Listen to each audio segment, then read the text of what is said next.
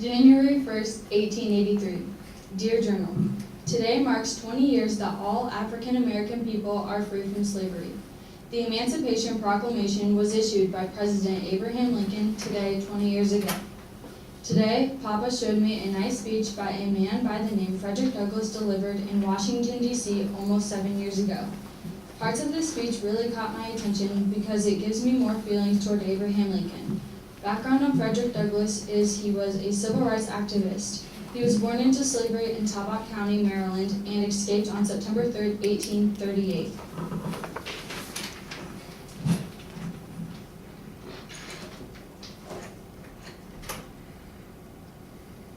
The Emancipation Proclamation was issued on January 1st, 1863, and the Emancipation Proclamation declared that all people being held as slaves shall be free. And this is a picture of the Freedmen's Monument, and Frederick Douglass was invited to speak in Washington, D.C. on behalf of the Freedmen's Monument. And this is just a link that I found, and it shows more pictures of what the Freedmen's Monument looks like. I think the cursor's a little bit higher at the top right now. There you go.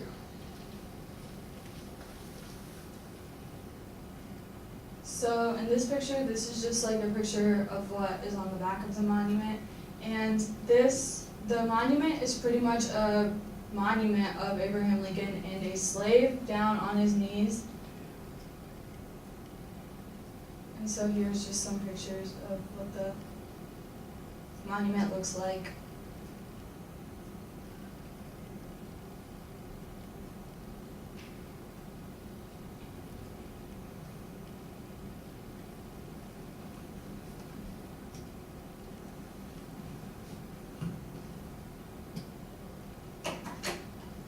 Oration in memory of Abraham Lincoln, delivered in Washington, D.C. on April 14, 1876 by Frederick Douglass. He was preeminently the white man's president, entirely devoted to the welfare of white men.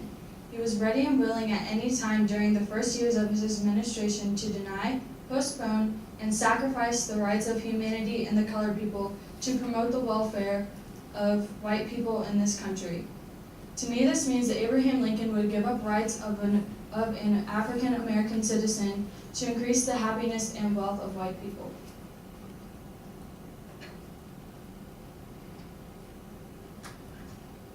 He came into the presidential chair upon one principle alone, namely opposition to the extension of slavery, to protect, defend, and perpetuate slavery in the states where it existed. Abraham Lincoln was not less ready than any other president to draw the sword of the nation.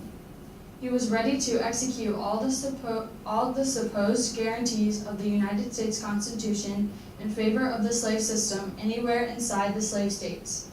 He was willing to suppress a slave rising for liberty, though his guilty master were already in arms against the government. This means to me that Abraham Lincoln became president with the intentions of being hostile toward slavery extension. He was willing to protect and defend slavery in the states for an indefinite amount of time and was willing to restrain a slave from rising to freedom.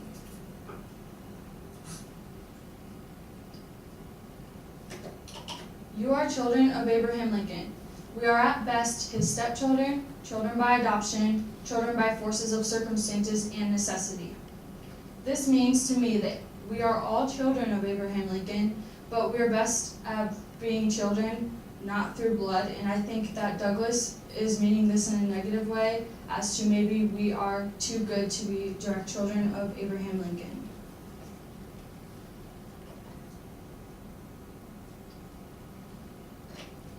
For while Abraham Lincoln saved for you a country, he delivered us from a bondage, according to Jefferson, 1 hour of which was worse than ages of the oppression your fathers rose in rebellion to oppose.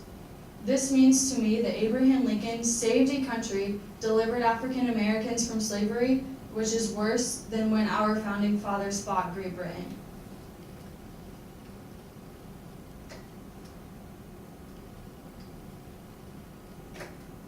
name of Abraham Lincoln was near and dear to our hearts in the darkest and most perilous hours of the Republic. We were no more ashamed of him when he shrouded in clouds of darkness, of doubt and defeat, than when we saw him crowned with victory, honor, and glory. Our faith in him was often taxed and strained to the uttermost, but it never failed. This means to me that despite the people being ashamed when he was wrapped in darkness and doubt, despite the people strained and taxed faith with him, his faith never failed. Abraham Lincoln was very beloved even when his people were put in danger during the most darkest hours of the Republic. His people were very loyal to him even through darkness and fear.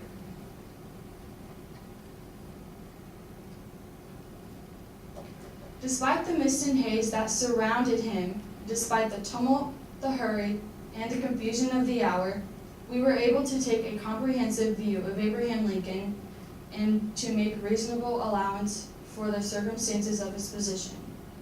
This means that despite all the hardships, African American people were able to comprehend Abraham Lincoln and come to a census for the circumstances of his leadership in defending slavery.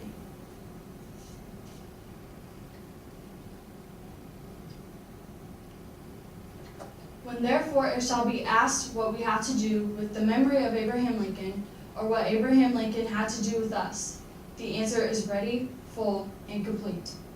Though he loved Caesar less than Rome, though the Union was more to him than our freedom or our future, under the wise and beneficent rule, we saw ourselves gradually lifted from the depths of slavery to the heights of liberty and manhood.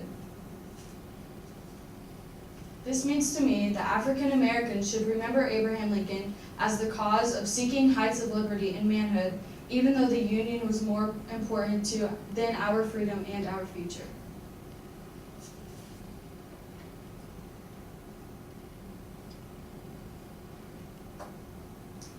We saw our brave sons and brothers lying off the rags of bondage and being clothed all over in blue uniforms of the soldiers of the United States. Under his rule, we saw 200,000 of our dark and dusky people responding to the call of Abraham Lincoln and with muskets on their shoulders and eagles on their buttons. At this point, Lincoln has called 200,000 African American male slaves to become soldiers of the United States.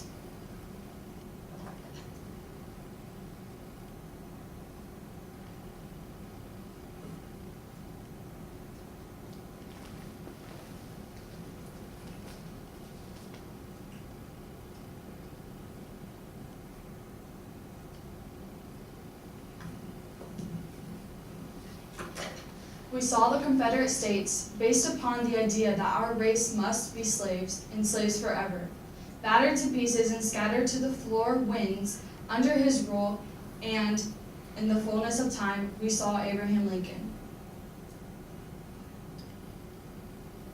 After giving the slaveholders 3 months' grace in which to save their hateful slave system, penning the immortal paper which, though special in its language, was general and its principles in effect, making slavery forever impossible in the United States.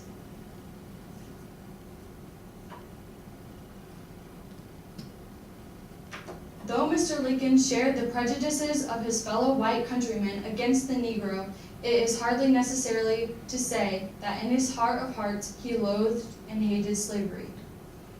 At this point, Abraham Lincoln is disgusted by slavery and wanted to end. But at one point, he did share prejudices of his fellow white people who were against African Americans.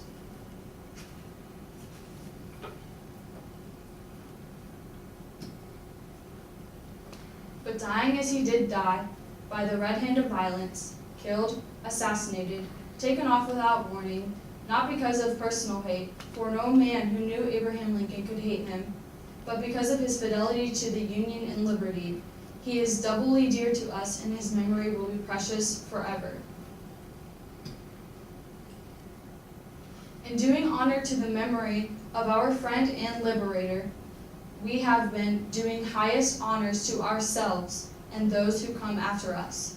When now it shall be said that the colored man is soulless, that he has no appreciation or benefits or benefactors.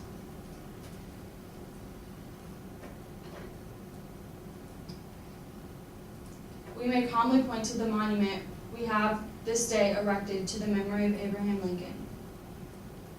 No one who knew Abraham Lincoln could hate him, not even African Americans. Abraham Lincoln is more dear to our race because of his loyalness to the Union and liberty. His memory will live forever. Frederick Douglass was honored to give honor to our friend and liberator, Abraham Lincoln. When now it shall be said that the colored man is soulless, that he has no appreciation of benefits or benefactors, we may calmly point to the monument we have this day erected in memory of Abraham Lincoln. This document is important to me, a 10-year-old African American boy, because I am living in a free country because of Abraham Lincoln. Despite Lincoln's devotion to the welfare of white men, he came around. My papa lived all his childhood and teen years on a plantation as a slave. I was born into freedom, and I believe Abraham Lincoln is the man behind that. This document is important today, in 2015, because many people just look at Abraham Lincoln as being the man behind abolishing slavery.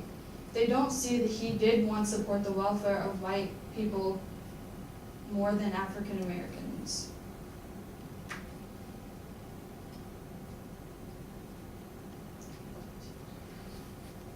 Good. Questions or comments for Savannah or her in-character role today? What's the consequence of the document today? The consequence of this document is, I think that the consequence also ties into the fact that many people today just look over Abraham Lincoln and they look at him as, like, before I read this speech, I totally thought of Abraham Lincoln as this great 16th president who abolished slavery, because I had no idea that he once did share prejudices of white people, and I think that that is a consequence to the document, because this document isn't one that we learn about in school. So without reading this document, I think people are very oblivious to the fact that Lincoln is more than just the man who abolished slavery. Is there any relief, or I guess relief's a good word. You talk about Lincoln as being this person that somehow gets put on a pedestal and can almost seem out of this world or heroic. Is there any relief in knowing that for a large part of his adult life, he shared prejudices that could be considered very human flaws for the world that he lived in, but he was able to change or transition, or later we can have some perspective about him that maybe it's not connected to a light bulb moment where he wakes up and says slavery is wrong, but because of the situation, some part of him changed as well? I think that in the beginning it was a relief for white people that he was against slavery, because I think that he was against slavery to increase happiness not only of white people, but to increase military. And I think that I don't know how you can just go from being against slavery to making slaves free. I guess I don't really understand how Lincoln just I think in this document, Douglass does say that he full-heartedly did hate slavery, and I can see where he comes from that, because I think that at the moment it was just right.